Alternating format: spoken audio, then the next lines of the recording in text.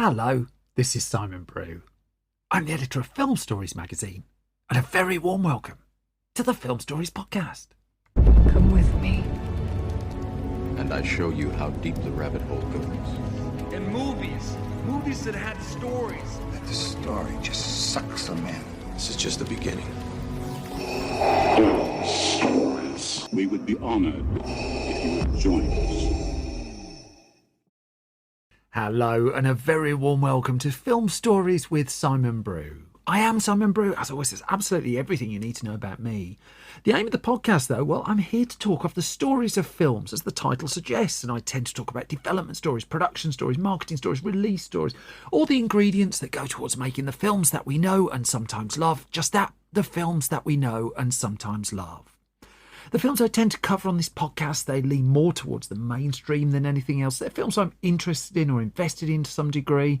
I try not to do snark. I try not to punch down. This podcast is a celebration of movies and a real appreciation that somehow films get made. My print magazine's associated with this podcast exactly the same. It's appreciation of films at their heart. You can find more on those at store.filmstories.co.uk. But for now, I've preambled enough. We're going back to 2002 this time. Let me play you a clip from the trailer. It's another film that's got Toni Collette in it as well. I love Toni Collette. And I'll come to the story the other side of this. I like to think I was pretty cool. I didn't mean anything, about anything, to anyone. And I knew that guaranteed me a long, depression-free life. Universal Pictures and Studio Canal invite you to meet a man How would you like to be Imogen's godfather? who has devoted his entire life You must be joking. I'll drop her on her head at her christening and forget all her birthdays until her 18th when I'll take her out and possibly, let's face it, try and sleep with her. to himself. I just thought you had hidden depths. No, you've always had that wrong. I really am this shallow. The thing is, a person's life is like a TV show. Marcus? Can I come in? No. I was the star of The Will Show, and The Will Show wasn't an ensemble drama. Everyone thinks you're weird. I was only trying to feed it. You're the one who was throwing bloody great loaves at the ducks. Yeah, he was. What do you want from me, Marcus? Mum's at it again. She just sits in the house all day crying. I can't help you with anything that means anything. You could try. You will end up childless and alone. Well, fingers crossed, yeah. This isn't my problem. I'm not your family, mate. You don't give a damn about anybody, and nobody gives a damn about you. Bit harsh, nonetheless. That is a clip from 2002's About a Boy, directed by Paul and Chris Weitz. Screenplay credited to the Weitz brothers and also to Peter Hedges, based on the book About a Boy by Nick Hornby, and starring Hugh Grant, Toni Collette, Rachel Weisz and Nicholas Hoult. And so it was back in 1997 that news first broke of the sale of a fresh Nick Hornby penned book. Now, in 1997, we'd seen the first film adaptation of some Hornby writing. That would be the UK take on the film Fever Pitch. It was also made in America in 2005 as well.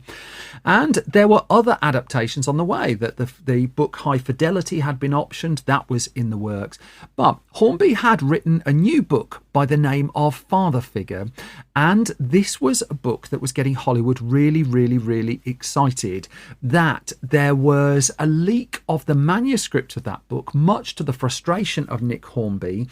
And by October 1997, this book had leaked out to agents and to Hollywood studios, and a bidding war was very, very quickly underway. That Hornby may well have been annoyed, but within days, gigantic offers to option the book for film were coming in. As per a report at Variety, which talked about the leaking of Father Figure and also the bids, that they were coming from everywhere. Variety wrote that bids grew more frantic when word leaked that Miramax co-chairman Harvey Weinstein, convicted rapist now, had jetted to London to try and secure the book. The price was $1.5 million, $2 million. It was going up and up and up and up.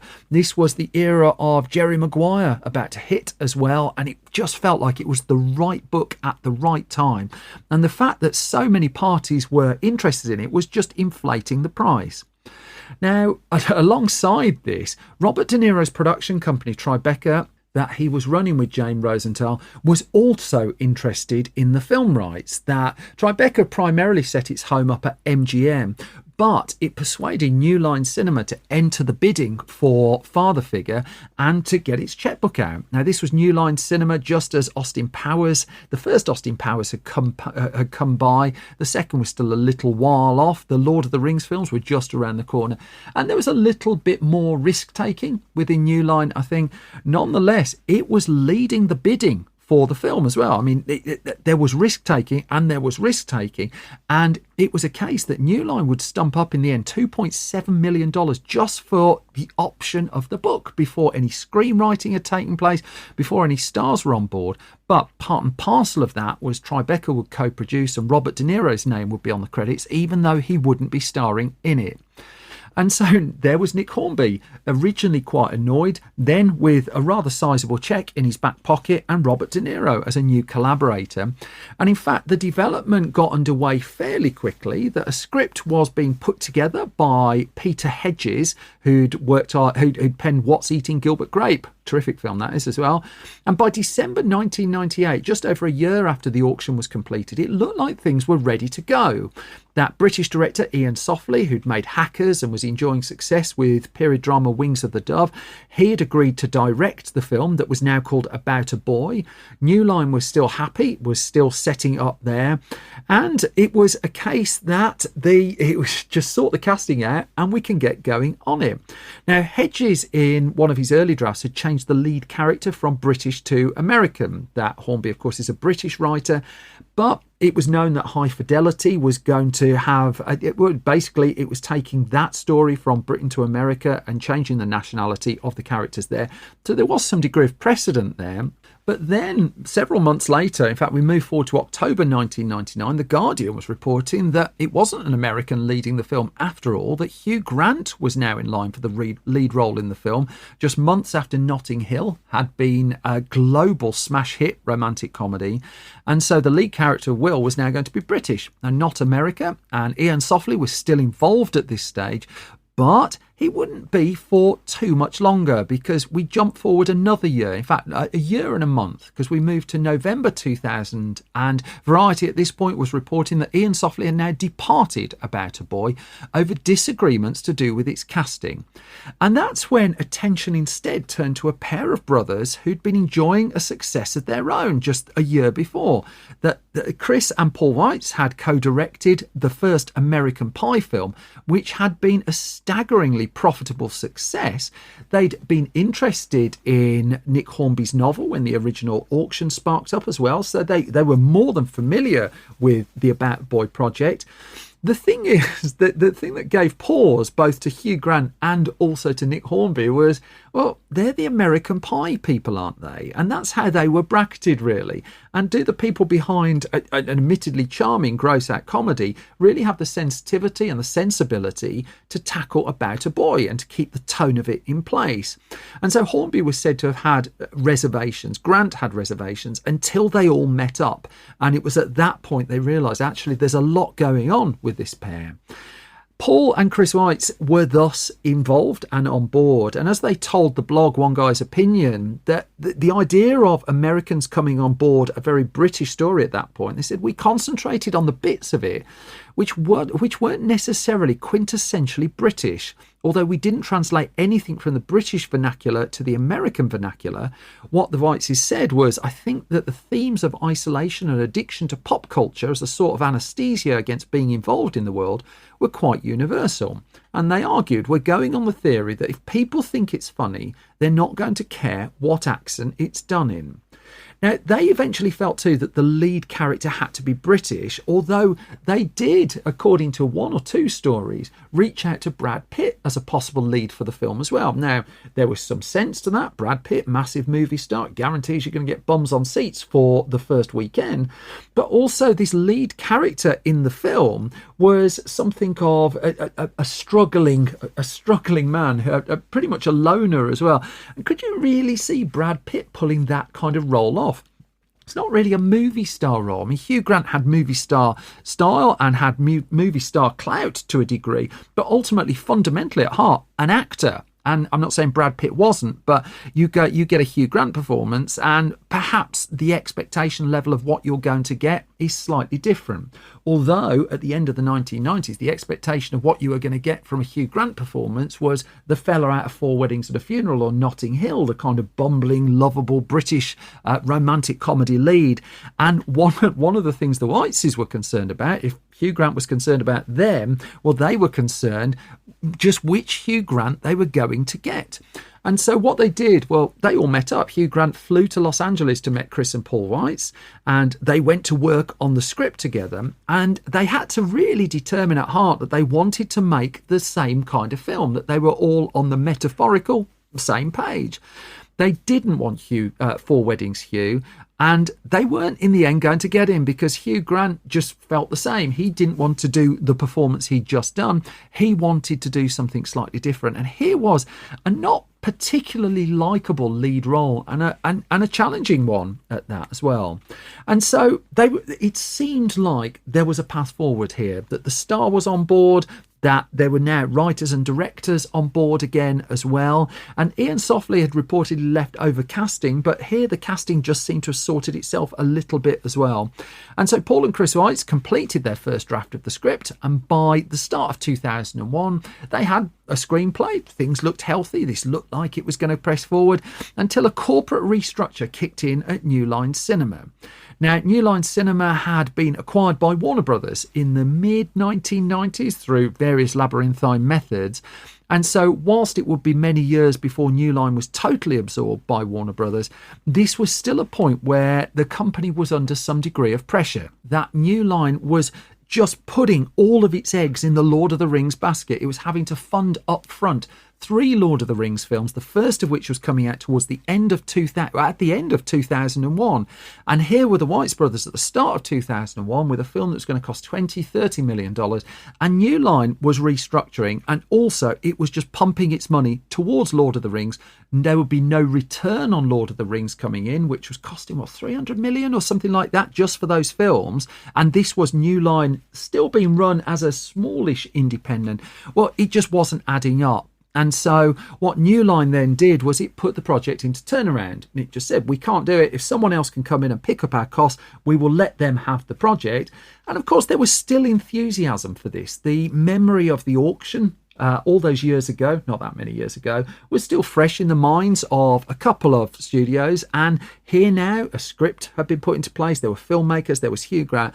And so Fox 2000 put in a bid, Miramax put in a bid, DreamWorks expressed interest as well. But in the end, it was working title through its Universal links that secured About a Boy. Now, Hugh Grant had made several films with working titles, so that made some sense. And it was a case that the film was going to cost $30 million and Universal would be able to put that kind of money in. The Weitz brothers could stay on board. And finally, in early 2001, it had a green light. There were still bits of casting to sort. Rachel Weisz came on board. Emma Thompson was actually offered the other female lead of the film, but for whatever reason, I couldn't get to the bottom of it, she didn't take that role up, and it was Toni Collette, so brilliant in her breakthrough role in Muriel's Wedding, and then she's built a career with terrific standout performances. Here was going to be another one. She ultimately got offered About a Boy, took the role, and I just think she is absolutely terrific in it. The young boy in the film, meanwhile, would be played by a new performer, a guy called Nicholas Hoult. Now, this would be his breakthrough role. This would be his first big screen outing. He'd done a couple of bits on the small screen at that stage, but he had to audition. It was a very lengthy casting process and audition for it, and Hoult was still at school at the point. He went through the auditions, got through the early rounds, and eventually got offered the role, and there you have it. There was his sliding doors moment almost of his career and his life. This would pave the way to him becoming the actor that we know him as today, really. But at this point, he was just a novice. He was 11 years old when he landed the part, and a major role in what was going to be a relatively prominent comedy drama. So filming could begin in middle of April 2001, and the film was shot in and around London. Paul and Chris Weitz decided to set it in London. The temptation to move to America was resisted, although High Fidelity had come out by this point and had been a success, and that had worked particularly well in America. It was 7 weeks spent on location in and around London, and then there were scenes set in flats and houses where for the interiors of those, they were built on sound stages at Shepperton Studios, which is where the back end of the production took place. There had been concerns, Paul Weitz admitted to, again, the blog One Guy's Opinion, of being Americans and working with a British crew for the first time, that American Pie had been made purely in America. And so they were shooting on location in a country that wasn't necessarily that familiar to them, with a crew from that country as well. And as Paul Weitz said, he'd been advised ahead of the shoot, don't show any weakness because the Brits would consider them idiots. And Paul Weitz would then reflect, it's true, they do think you're an idiot, which is great, because whenever you do anything remotely intelligent, they think you're fantastic. They got on particularly well, and things were moving very much in the right direction. Now, Nicholas Hoult would recall to The Guardian as recently as 2021 the experience of working with Hugh Grant on the shooting of the film. And he said, I was only a kid when I worked with him, but he was so hardworking and diligent, neurotic almost. Hoult said, I can remember him being very specific about beats on the set and trying things and getting it right. And he says, I think you have to be. It's a very precise performance that Grant puts in the film.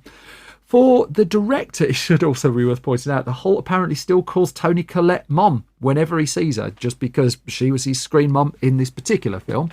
For Paul and Chris Weitz, I mean, they're very, very cine-literate filmmakers. And again, this goes back to Hornby and Grant's initial reluctance just because of their American Pie background. And I don't think American Pie is a bad film.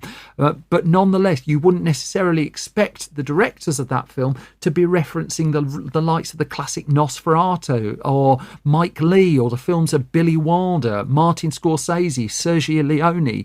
And yet references to all of those films are wrapped up in About a Boy and in the final cut that they delivered. While they were writing the screenplay, incidentally, I played a clip of the music right at the very start of this podcast. The Weitz brothers were listening to the band Badly Drawn Boy, and they were invited to do the score for About a Boy. That invitation went in just as they were wrapping up in June of 2001, which just paved the way for a reasonable amount, actually, of post-production voiceover work that needed to be done to make all of this work. Now, the voiceover work was tough on About a Boy, that of course it absolutely had to match the footage, but also the way that Hornby wrote his books of having almost like this internal monologue was something they were trying to reflect in the film too, and it was a way of getting a lot more of Hornby's words and Hornby's writing and Hornby's style into the film itself to go with as much voiceover as we actually happened to get. And so it turned out to be key to capturing that style, but it was an incredibly difficult process to get all the voiceover to absolutely match up to what was happening on screen. There is one lovely nerdy little story in the midst of this, actually, before we get to the box office as well, because there's one part in the film where the character of Will, as played by Hugh Grant, does some research on the internet. Now, this is a bit of IMDb trivia that a colleague of mine by the name of James Harvey has dug into, and there is truth to it. And so in the IMDb trivia section, which is not the most reliable, I have to point out, I tend to look at it but nowhere near treat it as gospel. There is a part in the film where Hugh Grant's character looks up the URL supermodels with see-through-tops.com. Now, someone off the back of this, and it's a person by the name of J.R. Harvey, unrelated to the Harvey, the James Harvey that looked it up, registered this domain and has put a picture of the late Pope John Paul II in his Popemobile on that website. There is also a contact form at the bottom of the website, and basically for the last 20 years, this person, who I don't know but I have nothing but respect for, has maintained this website just for people who happen to be browsing or watching About a Boy and thinking, I wonder if that website exists. It does exist, and it's down to one person who off their own back has decided to keep it going and keep a gag going for a couple of decades, really. I, for one, am massively appreciative of such a commitment. The $30 million movie went before critics then, and the reviews were coming in ahead of its release. It opened first in the UK in April 2002 before heading to the US in May 2002. The response to it was, again, really, really, really strong. I think there was an appreciation that Hugh Grant was doing something different. I think there was an appreciation the Weitz brothers were as well.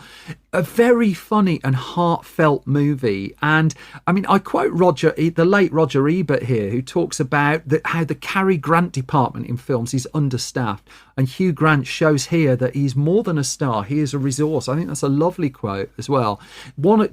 Certainly one of Hugh Grant's best performances. Obviously can't hold a candle to Paddington 2, but what can?